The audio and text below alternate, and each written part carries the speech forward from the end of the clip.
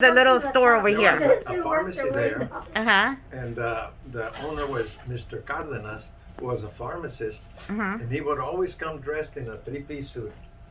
Y cuando iba a trabajar, in the pharmacy there, the window was a small, like a teller window. Uh-huh. You couldn't see behind that. And when he got to work, he would take his coat off and work with his the vest. Uh-huh. And I was always intrigued. I wonder what he's doing back there. You know, I was a little boy. I was so interested in finding out. And so I always kept that in mind. And when I grew more, a little bigger kid, boy, they said, Mama, that I used to like to mix some methylate with mercurochrome and all this kind of stuff. You know? And when I was at Lanier last year, at Lanier Junior High, because we went to Jefferson. Entonces, we had a teacher, se llamaba Mrs. Ware. She was actually out of her mind. She really was. Oh my She gosh. finally got committed, pero nice lady, but she was just out. And she came in one day and she didn't feel like we lecture or anything. They go, okay, boy, everybody sit down and predict your life starting today. So you're the, oh man, here we are, you know. And then I thought, that sounds like a pretty good idea. So then I thought, well, I'm going to go to Jefferson. I'm going to accelerate. I'm going to get out of high school at 17. I'm going to go to university, and I'm going to be a pharmacist at age 21. Oh my goodness. Yes. That's amazing. I would like like a laser beam, you know.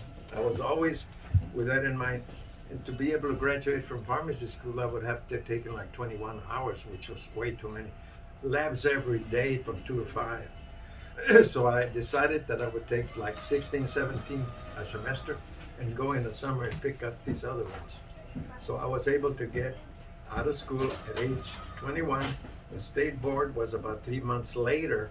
If I'd been a little younger, I wouldn't have been able to take my state board because you had to be 21. Wow. So I was 21.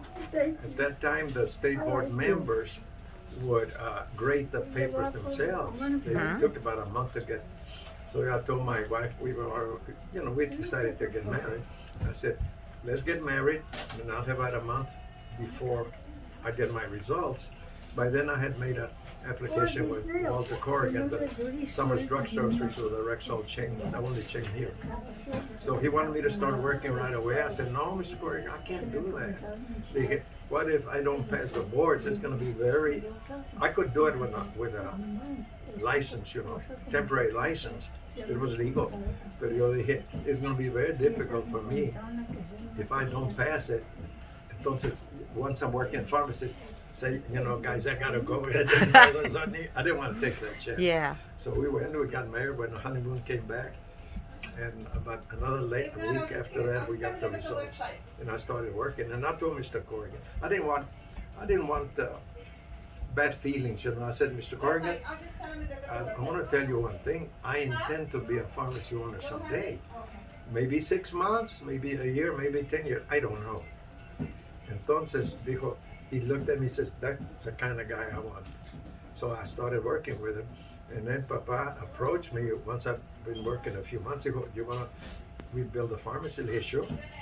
And when I left Summers que trabajaba es on Nogalitos and Drake, which is then a furniture store, I think now.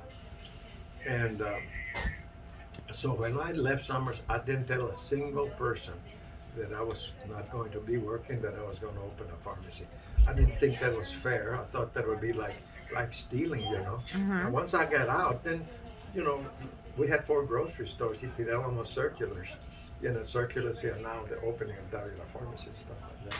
And that's when we started at the old building. We added the pharmacy to the grocery store in 1955, 1 year before HEB. You got it. Wow. Yeah, 1 year before. Well, who knows? Maybe they took your idea. I don't know. Who knows?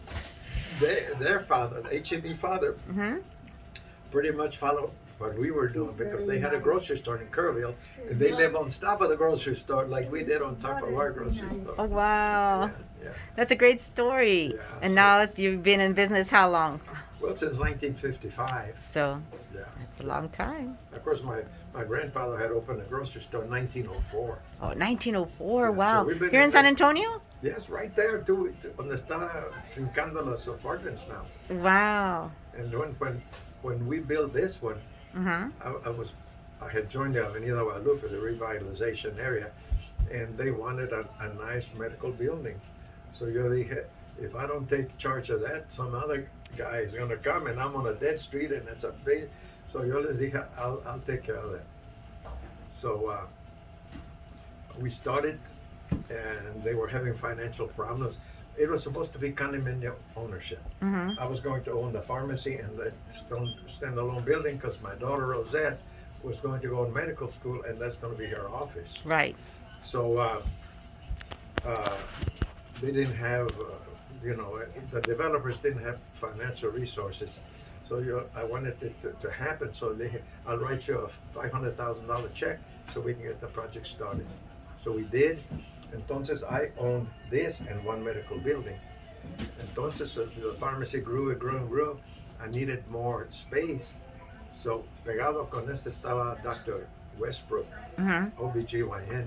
So I talked to my banker. Le dije, I need to buy another condo.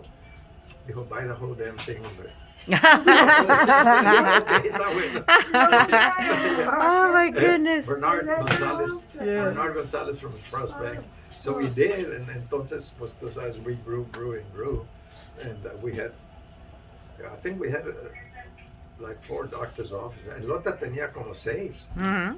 because we closed the store, the grocery store, and we expanded, and we had one long reception area with mirrors over there. It parecía like it was a mile long, Wow. and very nicely paneled. We had Dr. Howard, 2 o 3 Dr. Gutierrez, Dr. Rocha, el otro, un puertorriqueño, ¿cómo se llama el puertorriqueño? Boneta, Dr. Boneta. Mm-hmm. Oh, Dr. Moleta, he's still around, right? No, él se fue para el valle. Oh, he did? Se went to a mission. Mission? I think I think his wife passed away. Oh, It's been a long time now. yeah. Yeah. And, como dicen, the rest is history. The rest is history. Thank you for telling us that story. That was Yeah. awesome.